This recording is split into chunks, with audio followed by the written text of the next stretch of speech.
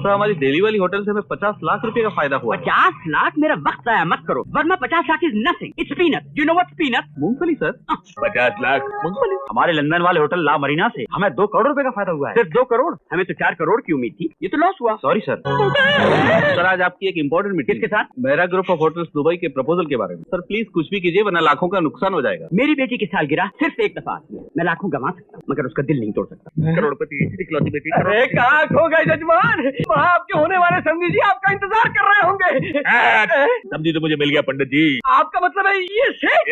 इसके तो रसोइये की बेटी तक आपके बेटे से शादी न करे। अरे धक्के मार के घर से बाहर निकाल देगा। अरे हट पंडित, तू इस हजारी प्रसाद को नहीं जानता। जिस राजा भोज की मुझे तलाश थी वो मुझे आज मिल गया।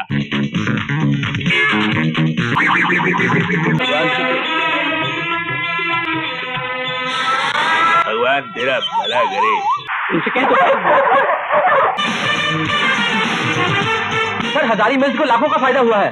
सर हजारी केमिकल्स का आज उद्घाटन है। सर हजारी शिपिंग कॉर्पोरेशन की आज मीटिंग है। जरूर कोई खानदानी रईस होगा हमारी तरफ। तू क्या बना था? सेक्रेटरी 400 रुपए। सेठ जी जल्दी कीजिए, मुझे शूटिंग पे जाना, बच्चन साहब मेरा वेट कर रहे हैं।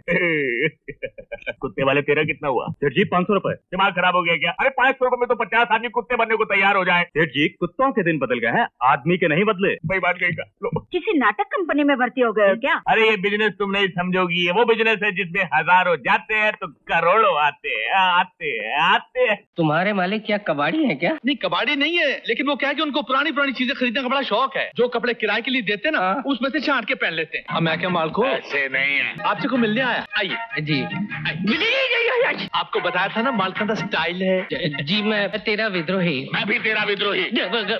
मेरा नाम है तेरा विद्रोही। जूहू वाले नेताजी। हाँ आइए आइए बैठिए। बिजली गई है क्या? बिजली तो है, लेकिन अगर मैं पंखा ना चलाऊं तो आपको कोई ऐतराज? नहीं। इसके पास कोई काम नहीं था, इसको पंखा चलाने के लिए रख दिया। जी मैं आयशा का बाप हूँ। आप निशा के भी बाप होते तो मैं आपका क्या कर लेता।